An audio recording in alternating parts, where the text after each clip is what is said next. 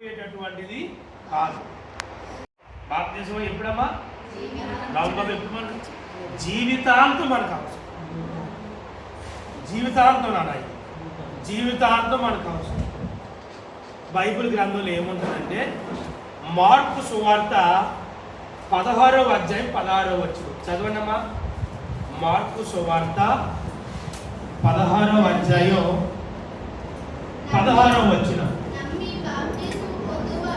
నమ్మి బాప్తిసం పొందిన వాడు రక్షింపబడతాడు, నమ్మని వారికి శిక్ష విధింపబడతాది. అంటే బాప్తిసం అనేది దేవుని మీద ఉన్న నమ్మకాన్ని బట్టి మనం రక్షింపబడతాం. మనుషుల మీద కాదు, దేవుని మీద మనకున్న నమ్మకాన్ని బట్టే మనకి రక్షణ కలుగుతుంది. అందుకే మన జీవితంలో అన్నిటికంటే ప్రాముఖ్యం ఎవరిని నమ్మటం? దేవుణ్ణి నమ్మటం. దేవుడు లేకపోతే మనం లేవు. దేవుడే మనకు అన్ని విధాలుగా కూడా ఆధారము. సో బాప్తిజం ఏంటమ్మా? పూర్తిగా దేవుణ్ణి నమ్మటం.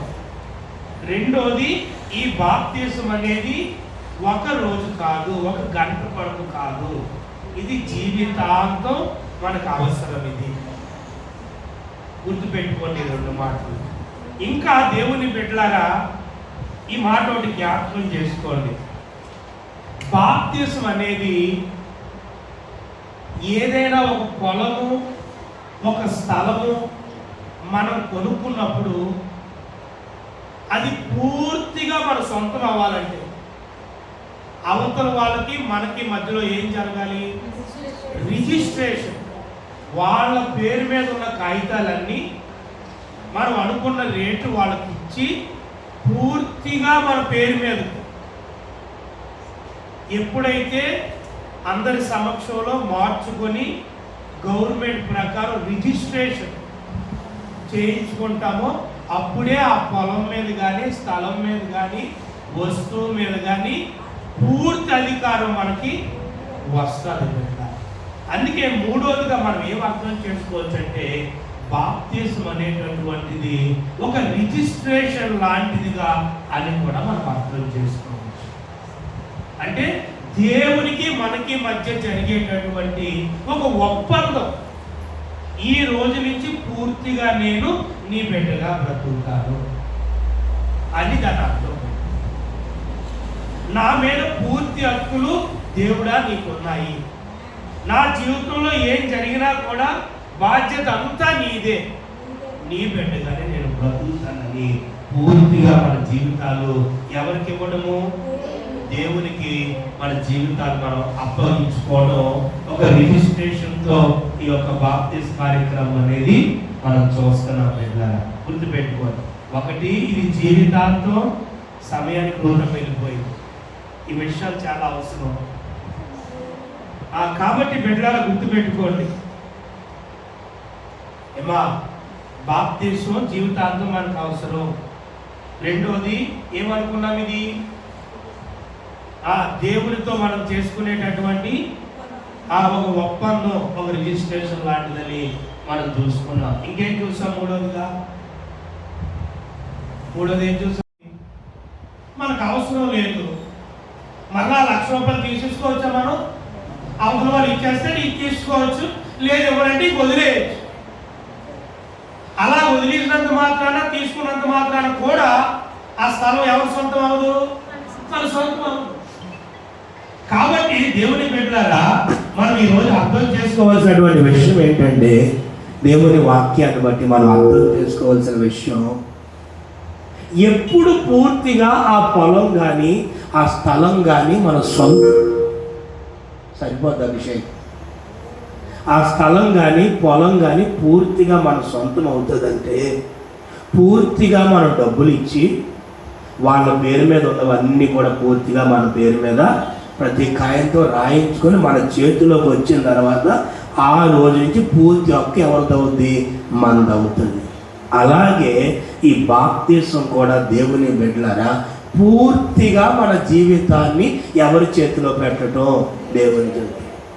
ఎన్నోసార్లు చర్చికి వచ్చానండి, వెళ్తున్నానండి, ఆరాధనలో ఉన్నాను, పాటల్లో ఉన్నాను, అక్కడక్కడ వాక్యం కూడా చెప్పగలుగుతున్నాను అంటే నువ్వు అడ్వాన్స్ ఇచ్చి వెళ్ళినట్టే తప్ప ఇంకా పూర్తిగా ఎవరి బిడ్డ అవ్వలేదు, దేవుని బిడ్డ అవ్వలేదు. కాబట్టి బాప్తిజం అనేది చాలా చాలా ప్రతి బిడ్డకు అవసరం. నువ్వు పూర్తిగా ఎప్పుడు దేవుని బిడ్డ అవుతావు? సంఘంలో ప్రతి విషయంలో ఒక బాధ్యత, ఒక హక్కు, ఒక అవకాశం ఎప్పుడు పూర్తిగా నీకు దొరుకుతుంది? నువ్వు బాప్తిజం తీసుకున్న నాడే నీకు ఆ బాధ్యతలన్నీ కూడా దేవుడు ఇస్తాడు. కాబట్టి బాప్తిజం తీసుకున్న బిడ్డలు, తీసుకోబోయే బిడ్డలు పూర్తిగా మన జీవితాన్ని ఎవరికి ఇవ్వాలి? దేవునికి ఇవ్వాలి. ఏమా అది బాప్తిజంలో కొన్ని అర్థాలు గుర్తుపెట్టుకోండి. ఇందులో చిలకరింపు ఉన్నది, పైనుంచి నీళ్లు జల్లడం ఉన్నది, జెండా క్రింద బాప్తిజాలు ఉన్నాయి. ఇవేమి కూడా వాక్యాన్ని బట్టి చల్లవు. ఈ వాక్యాన్ని బట్టి ఇవేమి కూడా చల్లవు బిడ్డలారా.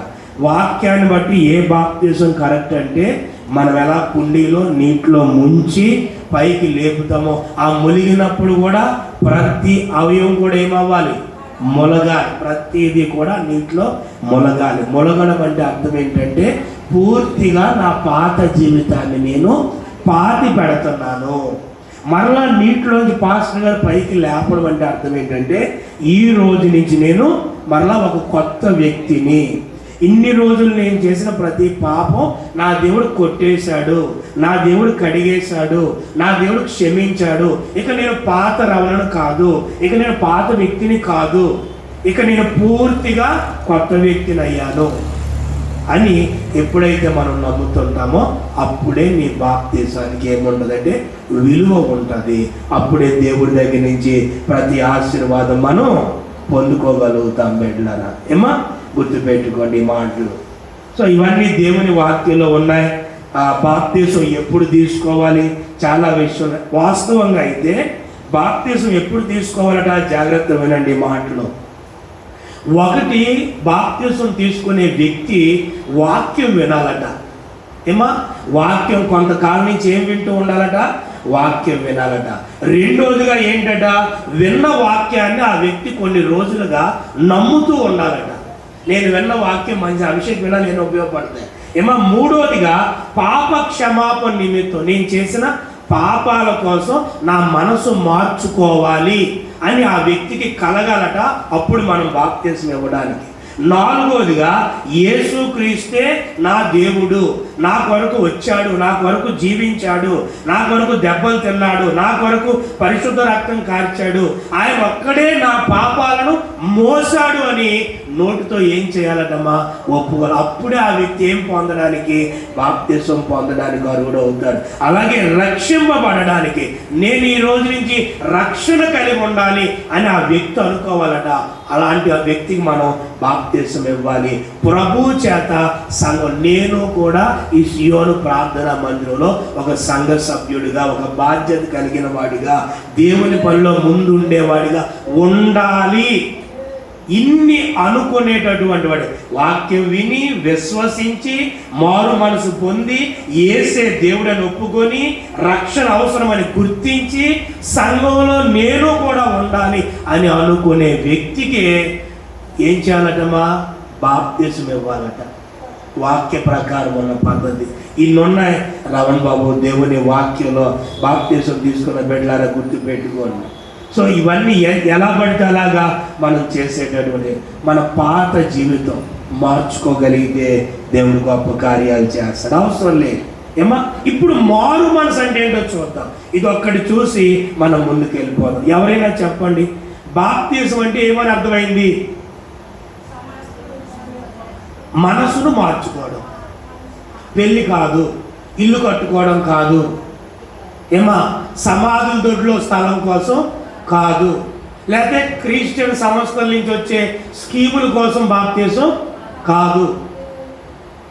ఏమా యోర్దాన్ నదిలోకి వెళ్ళాను కనుక యోర్దాన్ నదిలో తీసుకుంటేనే ఇదేమీ బాప్తిజం కాదు. అవి జరుగుంటే జరగచ్చు, దేవుని వాక్యాన్ని బట్టి ఆ బాప్తిజాలు ఏమీ కూడా చెల్లవు. మరి ఏంటి బాప్తిజం అంటే? మనసును మార్చుకోవడం. మనసును ఏం చేయడం? మన మనసును దేవునికి, అయ్యా నాకు పాత మనసు రుసులు వినాలి. బాప్తిజం అంటే ఏంటి నాన్న? మనస్సు మారాలి, మనసును మార్చుకోవాలి. ఇక నేను బూతు మాటలు అవి మాట్లాడను. ఇక నేను తల్లిదండ్రుల్ని నేను తిట్టను. చెల్లి ప్రవల్కం ఉందా? తిట్టను. ఏమా నేను ఇక చెడు వ్యసనాల జోలికి వెళ్ళను. ఇన్నాళ్ళు తెలియక త్రాగేవాడిని, తిరిగేవాడిని.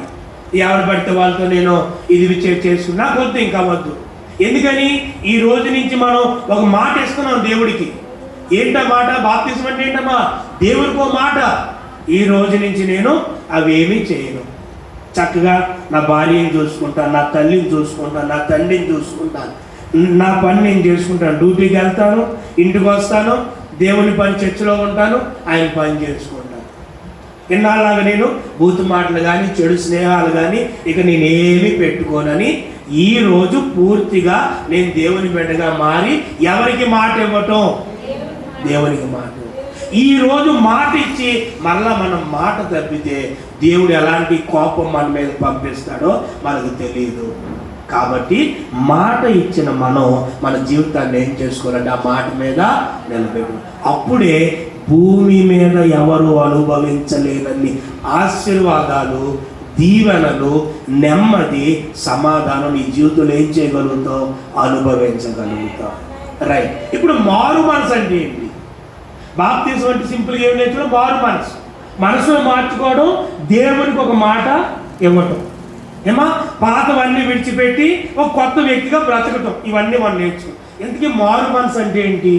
ఇప్పుడు జాగ్రత్తగా వినండి. మారు మనసు అంటేనట తప్పును తప్పుగా ఒప్పుకొని బ్రతుకును మార్చుకోవడమే మారు మనసు అంట. తప్పు చేసావు, ఆ తప్పును ఏం చేయాలి? నేను తప్పు చేశానని ఒప్పుకోవాలి. ఒప్పుకొని ఏం చేయాలి? మరలా తప్పు చేయకూడదు. అప్పుడే నువ్వేమైనట్టు? మారినట్టు. చేసిన తప్పు మరలా చేస్తున్నావు అంటే నువ్వు మారినట్టు కాదు, నీకు మారు మనసు వచ్చినట్టు కాదు.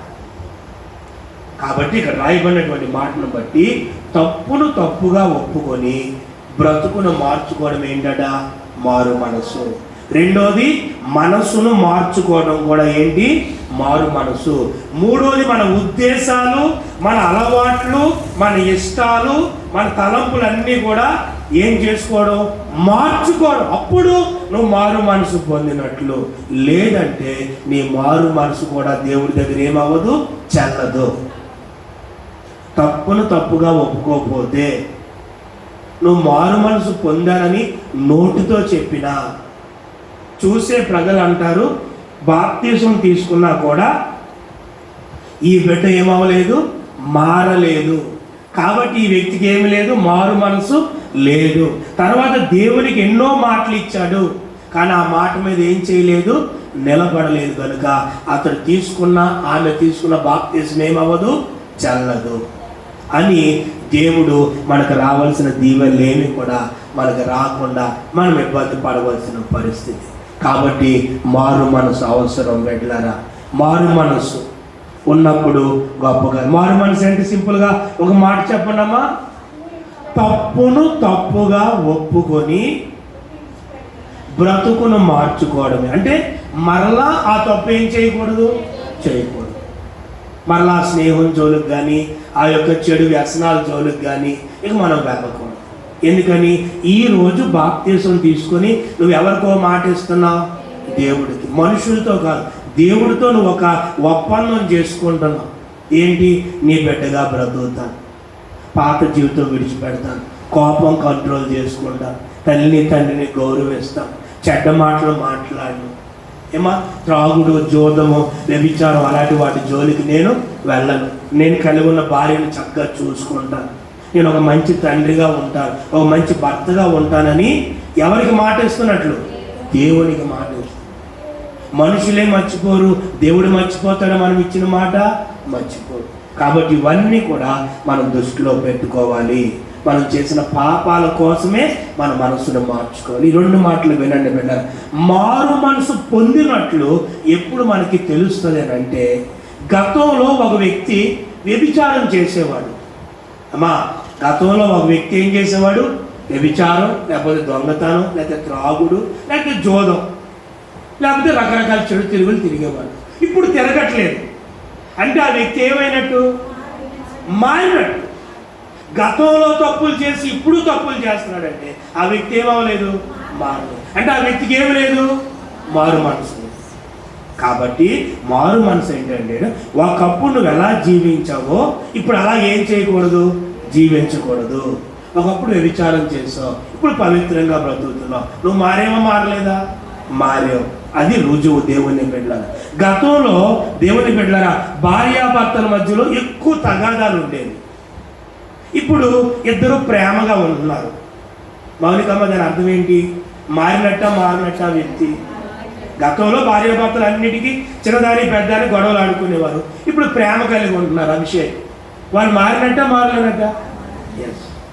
గతంలోని దెబ్బలాడుకొని ఇప్పుడు దెబ్బలాడుకుంటున్నారంటే వాళ్ళు సరైన వారి మనసు లేదని అర్థం పెట్టారు. అలాగే గతంలో కక్షలు కార్పణ్యాలు ఉండేవాడి జీవితంలో ఇప్పుడు ప్రేమ ఆప్యాయత కలిగి ఉంటున్నారు. అంటే వాక్యాన్ని బట్టి బాప్తిసాన్ని బట్టి వాళ్ళు మారినట్ట? ప్రవళికమ్మ మారలేనట్ట? మారినట్టు. అంటే పాత జీవితంలో గతంలో జీవించినట్టుగా ఇప్పుడు మనం ఏం చేయకూడదు? జీవించకూడదు. గతంలో దేవుని కూడా వారానికి ఒక్కసారే దేవునితో కలిసేది, ఇప్పుడు రోజు దేవునితో కలుస్తున్నారు. అంటే దేవునితో సహవాసం. గతంలో వారానికి ఒకసారి చర్చికి, ఇప్పుడు ఎక్కడ ప్రార్థన ఉంటే ఆడికి వస్తున్నాడు. నువ్వు వస్తున్నావు అంటే నువ్వు గతానికి ఇప్పటికి మార్పు చెందినట్ట చెందలేనట్ట? ఎస్. గతంలో ప్రార్థనకు వచ్చేవాడు, ఇప్పుడు అస్సలు ప్రార్థనకు రావట్లేదు. పూర్తిగా మళ్ళా నువ్వు దేంట్లోకి వెళ్ళిపోయినట్లు? లోకంలోకి వెళ్ళిపోయి. కాబట్టి ఇలాంటి మారు మనసులు దేవుని దగ్గర పనిచేయవు బిడ్డలారా. గతించిన కాలంలో పాపం చేస్తే ఎవరైనా చూస్తారేమోననే భయం ఉండేది. ఇప్పుడైతే పాపం చేయడానికి మనమే భయపడుతున్నాం. ఎవరైనా చూస్తారేమో అని భయం ఉండేది అప్పుడు పాపం విషయం. ఇప్పుడు చేస్తే నాకే ఏమో జరుగుతుంది, నీకు నువ్వేమవుతున్నావు? భయపడుతున్నావు. ఎంతోమంది మనిషి ఎవరో చూస్తారనే భయం, ఇప్పుడు నీకే ఏం కలుగుతుంది? భయం కలుగుతుంది. అంటే నీలో ఏమొచ్చినట్లు? మార్పు వచ్చినట్లు బిడ్డలారా. గతంలో మనకు నచ్చినట్లు జీవించాం, ఇప్పుడేమో వాక్యానుసారంగా జీవిస్తున్నాం. గతంలో లోక పద్ధతులు సాంప్రదాయాలు, ఆ రోజు మంచిది కాదు, ఈ రోజు మంచిది కాదు, మోర్తలు అవన్నీ చూసేవాడు. ఇప్పుడు అవి చూస్తున్నావా? చూడట్లేదు. ఇప్పుడు వాక్యం ఏం చెప్తుంది? ప్రతిరోజు మంచిది అంటుంది, ప్రతిరోజు మనకు మేలు అంటుంది. కాబట్టి గతంలో అవన్నీ చూసినప్పుడు ఏం చూడట్లేదు. అంటే మనం మారినట్ట మారలేనట్ట? మనం మారాం. ఒకప్పుడు వాక్యం తెలియగలుగున్నాం, ఇప్పుడు వాక్యం ఎలా చెప్తుందో ప్రతిదీ మంచిదిగా వెళ్తున్నాం. గతంలో పాపాలు కప్పుకున్నాం, ఇప్పుడు పాపాలు ఏం చేస్తున్నాం? ఒప్పుకుంటున్నాం. మనలో మార్పు వచ్చినట్లా రాలేనట్లా? ఎస్. నేను పాపిని ప్రభువా, నాలో పొరపాట్లు ఉన్నాయి, నాలో తప్పులు ఉన్నాయి, నేను తల్లిదండ్రులు ఇబ్బంది పెట్టాను, ఇదిగో అక్క చెల్లెలు ప్రభా ఇబ్బంది పెట్టాను, ఇదిగో అన్నదమ్ములను ఇబ్బంది పెట్టాను ప్రభా, ఇదిగో నేను చాలా చెడు తిరుగులు తిరిగాను, నాకు తెలియక చెడు వేస్తున్నారు. ఓ విగ్రహాల దగ్గర పెట్టేవి అవి నేను తినేవాడిని ప్రభా, విగ్రహాల దగ్గర ఎక్కువ నేను ఉండేవాడిని, నాకు తెలియక. ఇప్పుడు నుంచి నేను అలా ఉండను. ఏమా విగ్రహ సంబంధమైన వాటి జోలికి కూడా మనం ఏం చేయకూడదు, వెళ్ళకూడదు. ఎందుకని నువ్వు మారావు. నీ జీవితం ఎవరికి ఇచ్చావు? దేవుడికి ఇచ్చుకున్నావు. నువ్వు మాట ఇస్తున్నావు. ఈరోజు నేను బ్రతికితే నా జీవితంలో నాకు చనిపోయే వరకు యేసే నాకు దేవుడు. మధ్యలో ఎన్ని కష్టాలు వచ్చినా బాధలు వచ్చినా ఎంతమంది వచ్చినా నన్ను బలవంతం చేసి మళ్ళా ఆ విగ్రహాల వైపు నన్ను తీసుకొని వెళ్ళినా నేను మాత్రం వెళ్ళను. నాకు చావు అయినా మంచి అయినా నాకు ఎవరు ఈ రోజు నుంచి? యేసయ్యే. ఆయన ముంచినా ఆయనకే వందనాలు, ఆయన నన్ను పైకి లేపకుండా ఈ రోజు ఆయనకి బాప్తిసం ద్వారా ఏమిస్తున్నావు? ఒక మాట. మరి ఆ మాట మీద మనందరం ఏం చేయాలి? నిలబడాలి. విగ్రహ సంబంధమైనవి ఏమి ఫ్రెండ్స్ ఎంత బలవంతం చేసినా ప్రేమతో చెప్పి వాడి దూరం అవ్వాలి తప్ప వాడి జోలికి మనం వెళ్ళకూడదు. అప్పుడే నువ్వు నేను సమాజంలో దేవుని దృష్టిలో మారు మనసు పొందినట్లు. లేదంటే మనలో ఇంకా సరైన మారు మనసు లేదు అని అర్థం పెట్టాలి. గతంలో నటించే వాళ్ళం ఇప్పుడు దేవుని కోసం జీవిస్తున్నాం. మారినట్లా మారలేనట్లా? మనుషుల కోసం నటించేవాళ్ళు. అమ్మ ఏమనుకుంటుందో, నాన్న ఏమనుకుంటుందో, ఆ చెల్లి ఏమనుకుంటుందో, అక్క ఏమనుకుంటుందో అని జస్ట్ చర్చకొచ్చినట్లు కాసేపు ఉన్నట్లు నటించేవాళ్ళు. ఇప్పుడు నటించవలసిన పని లేదు. మన యేసయ్యలో నటించవలసిన పని లేదు. నాకు దేవుడు కావాలి. ప్రతి ఆదివారం ఆయన సన్నిధికి వస్తాను. చర్చిలో ఏ పని ఉన్నా నేను చూసుకుంటాను. నేను దేవుని కోసం బ్రతుకుతాను. నటన ఎక్కువ కాలం ఉంటుందా? జీవించడం మన జీవితంలో మంచిదా? జీవించాలి. నటనతో మనకేం పని? మన యేసయ్య దగ్గర నటించవలసిన పని లేదు. కాబట్టి బిడ్డలారా, ఈ రోజు నుంచి ఆ నటనలన్నీ కూడా మనం విడిచిపెట్టుకొని దేవుళ్ళలో జీవిస్తే దేవుడు గొప్ప కార్యాలు చేస్తాడు. ఆఖరిగా ఈ మాటలు చెప్పి ముగిస్తాను. జాగ్రత్తగా గుర్తుపెట్టుకోండి. ఏమో దేవుడు అద్భుతాలు చేస్తాడు. బాప్తీసం తీసుకుంటే మన పాపాలన్నీ దేవుడు ఏం చేస్తాడు? క్షమిస్తాడు. ఏం చూసాం? బాప్తీసం అంటే ఏంటో చూసాం. బాప్తీసం పెళ్ళికి కానీ చావుకి కానీ ఏమా మిగతా దేనికి సంబంధించింది కాదని మనం చూసాం.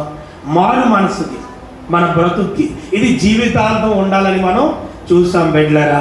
కాబట్టి గుర్తుపెట్టుకోండి ఇవన్నీ కూడా. మారు మనసు అంటే ఏమనుకున్నాము? మారు మనసు చేసిన పాపాలన్నీ కూడా ఒప్పుకొని, తప్పును తప్పుగా ఒప్పుకొని మన బ్రతుకును మార్చుకోవడాన్ని ఏమనుకున్నాం మనం?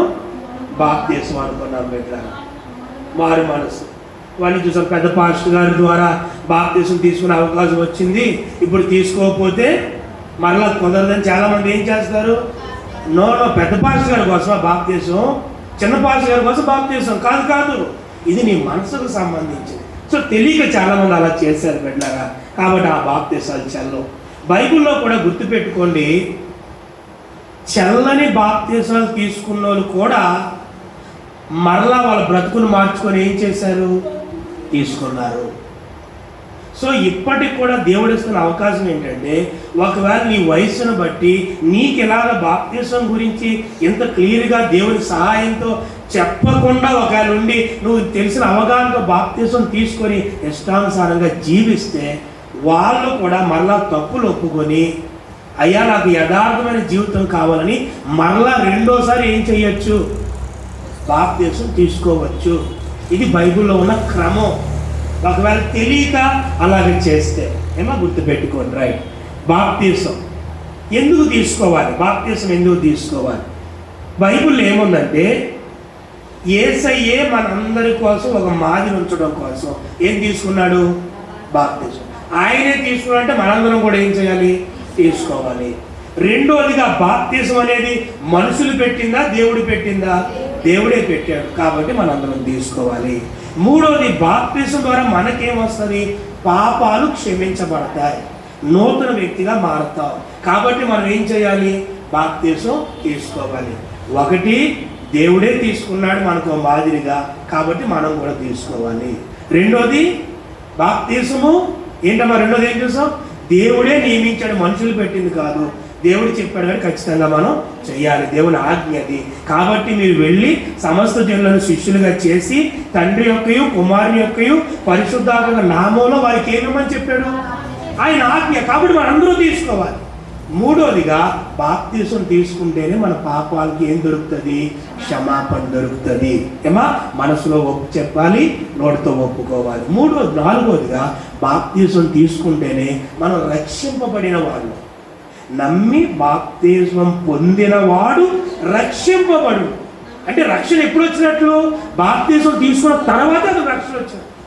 లేదంటే అంతవరకు అడ్వాన్స్ ఇచ్చేళ్ళినోడే తప్ప సొంత హక్కుదారుడు కాదు. సో కాబట్టి కంపల్సరీ రక్షణ, బాప్తీసంలో ఏముందంటే రక్షణ ఉంటుంది. కాబట్టి కంపల్సరీగా బాప్తీసం తీసుకోవాలి. ఐదోదిగా, బాప్తీసం ద్వారా మనం యేసయ్యకు శిష్యులు అవుతాం. బాప్తీసం తీసుకున్న వ్యక్తే యేసయ్యకి ఎలా మారడానికి.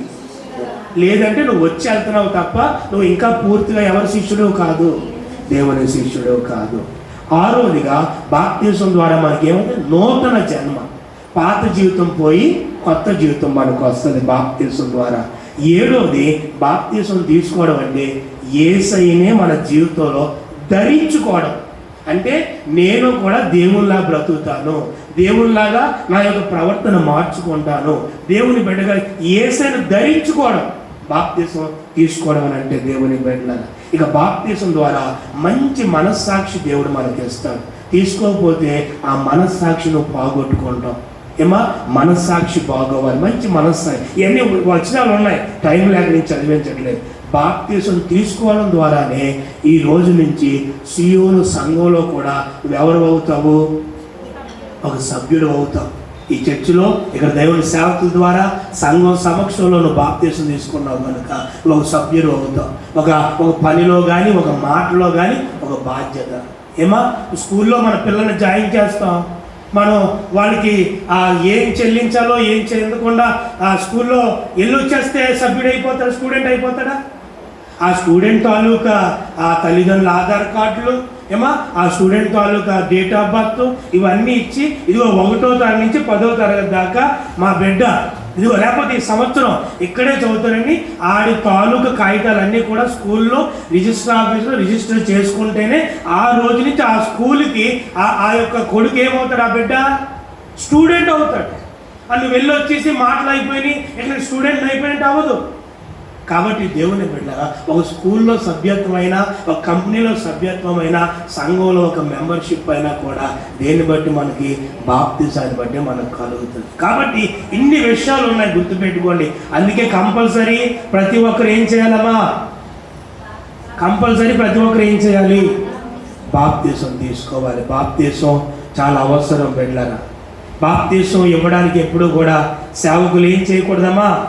ఆలస్యం చేయకూడదు. అది కూడా దేవుని ఆజ్ఞ. బాప్తీసం ఇవ్వడానికి సేవకులు ఆలస్యం చేయకూడదు. గుర్తుపెట్టుకోండి, ఇవన్నీ చాలా అవసరం. ఏమా నీటి బాప్తీసం పెళ్లి కోసం తీసుకుంటే నీకు భర్త వచ్చాడు, భార్య వచ్చింది, కానీ మారు మనసు లేదు. ఇప్పుడు పెళ్లికి ఒకవేళ నిజంగా బాప్తీసం తీసుకున్నావు, నీకు ఎవరు వచ్చినట్లు? ఓ భార్య వస్తుంది, లేకపోతే భర్త వస్తాడు పెళ్లి కోసం తీసుకున్నావు, కానీ నీ మనసుకి ఏమి రాలేదు? మారు మనసు రాలేదు. మరి ఇంకెందుకు అసలు బాప్తీసం దేని గురించి అనుకున్నావు? మారు మనసు గురించి అని అనుకో. మనసు మారింది, భార్య వస్తే ఏంటి, భర్త వస్తే ఏంటి, మనసు మారాలి. కాబట్టి దేవుని బిడ్డలారా, అందుకే ఆ యొక్క బాప్తీసం చెల్లదు, పాప క్షమాపణ కలగదు. పెళ్లి కోసం తీసుకుంటే మారు మనసు రాదు, పాప క్షమాపణ అవ్వదు, పరిశుద్ధాత్మ వరం నువ్వు పొందలేదు. అందుకే ఈరోజు పెళ్లి కొరకు కాదు, కానీ నీ జీవితం ఎవరికి ఇవ్వడం కోసం బాప్తీసం తీసుకోవాలి? దేవునికి ఇవ్వడం కోసం. ఏమా ఇవన్నీ కూడా జ్ఞాపకం చేసుకొని ముగించేస్తున్నారు, అయిపోయింది. బైబిల్లో రెండోసారి బాప్తీసం తీసుకున్న వాళ్ళు ఉన్నారు. ఒక్కసారి చూడండి, అపోస్తలుల కార్యం 2వ అధ్యాయం. అపోస్తలుల కార్యం 2వ అధ్యాయం బిడ్డలారా 38వ వచనం. పేతురు మారు మనసు పొంది, అమ్మా 19వ అధ్యాయం దగ్గరికి వెళ్ళిపోండి. అపోస్తలుల కార్యం ఇది ఒక్క మాటే, 19వ అధ్యాయం దగ్గరికి. పైన ఆకాశమందు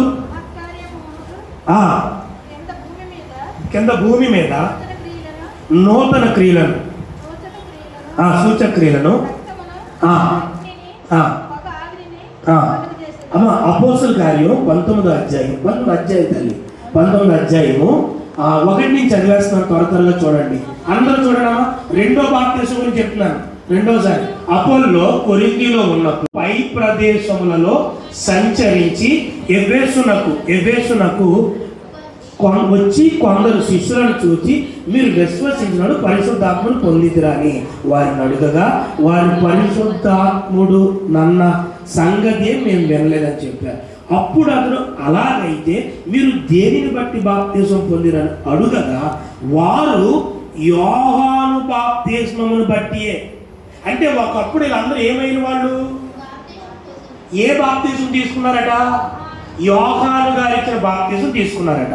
అందుకు పౌలు ఏమన్నాడంటే, యోహాను తన వెనుక వచ్చు అని అనగా యేసునందు విశ్వాసం ఉంచవలని ప్రజలతో చెప్పుచు మారు మనసు విషయమైన బాప్తీసం ఇచ్చినని చెప్పాను.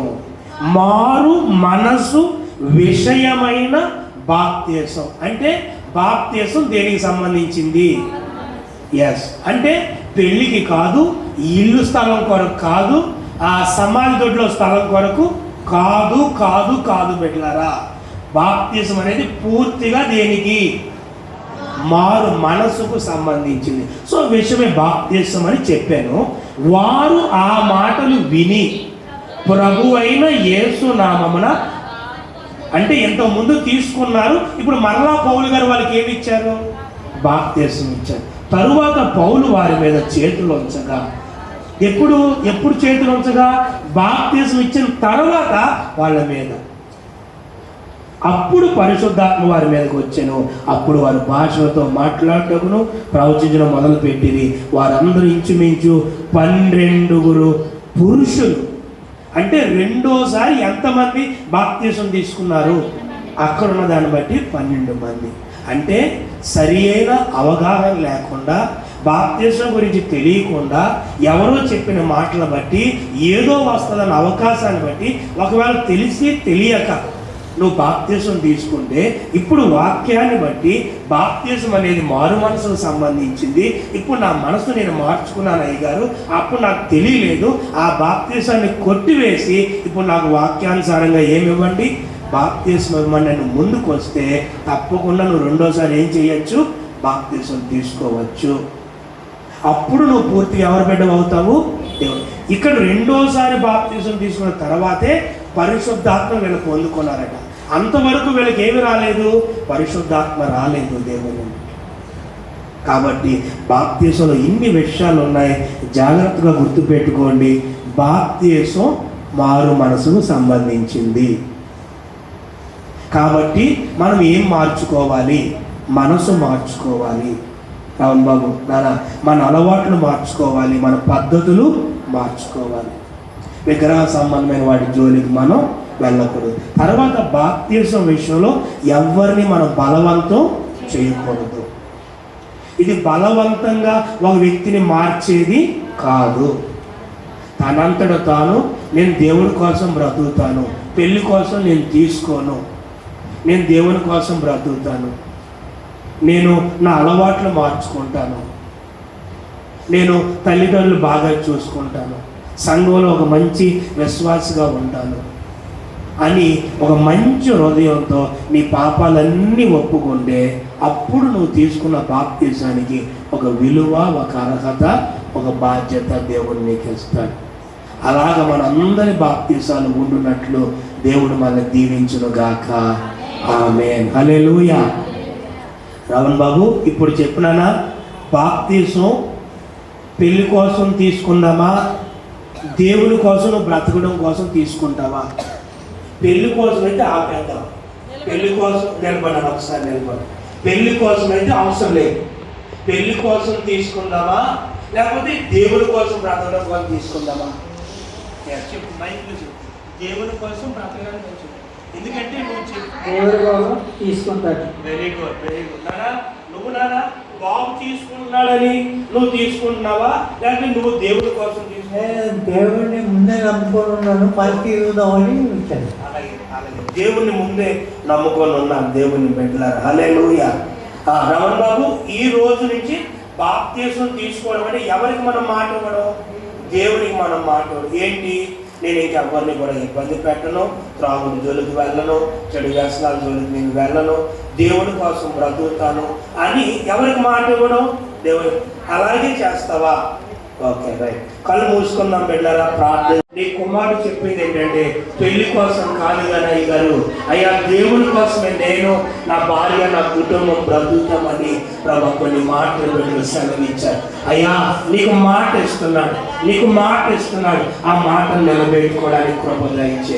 ఒక నూతన వ్యక్తిగా మార్చుకో, ఒక నూతన రవలుగా ప్రభు బిడ్డను మార్చుకోండి. విగ్రహ సంబంధమైన వాటన్నిటి నుంచి నా ప్రభు తోడ్పరచండి. దేవుని కొరకు బ్రతకడానికి కృపనివ్వండి. ఇది ఎవరి బలవంతము కాదు, నేనే ఇష్టపూర్వకంగా తీసుకుంటున్నానని ప్రభా నీ బిడ్డను బట్టి నేను స్తుతిస్తున్నాను. కృప నీవు బలపరచు. సంఘ ప్రార్థన నీ నడిపింపు మా జీవితాల్లో నేను చూడగలుగుతున్నాను ప్రభా. నువ్వు చేయగలిగిన సమర్థుడవు, నువ్వు చేయగలిగిన సమర్థుడవు తండ్రి. గొప్ప కార్యాలు జరిగించు అయ్యా. కృపవు. ఇదొక ఛాలెంజ్ మా సేవలో, ఇదొక సవాలుతో కూడినటువంటి పరిచర్య ప్రభా. నీ బిడ్డను గొప్ప సాక్షిగా వాడుకో. ప్రతి పరిచర్యలో ముందు పెట్టు. వాడి చేతుల మీదే ఎన్నో కార్యాలు జరిగించు ప్రభా. ఈ గ్రామంలో, సంఘంలో నా తండ్రి ప్రభా. కృపకు గణపరచు, అపవాదిని దూరపరచు నా ప్రభా. నన్నెత్తి మొదలుకొని అరికాలు వరకు నీ అభిషేకం పెట్టమని సంఘమంతా ప్రార్థిస్తుంది. నన్ను దీవించు ప్రభా. నేను ఎప్పుడు ప్రభువుని నమ్ముకున్నాను, బాప్తిసం తీసుకోవడానికి వచ్చానని జ్ఞాపకం చేశాడు. ప్రతి బలహీనత నుంచి దూరపరచు. నూతన వ్యక్తిగా జయమిమునైనా అయ్యన తండ్రి ప్రతి దాని నుంచి విడుదలివ్వండి ప్రభు. స్తోత్ర గొప్ప కృపలతో నడిపించి కుటుంబంతా నీ సన్నిధిలో ఉండినట్లుగా సహాయం చేయి. మేలు పొందండి అయ్యా. ఈ బాప్తిస్మ కార్యంలో నన్ను మమ్మల్ని వాడుకోండి. మీరే మహిమ పొందమని యేసు మహిమ కలిగిన నామములో ప్రార్థించి అభిషేకించి వేడుకుంటున్నాము తండ్రి. ఆమేన్, ఆమేన్, ఆమేన్.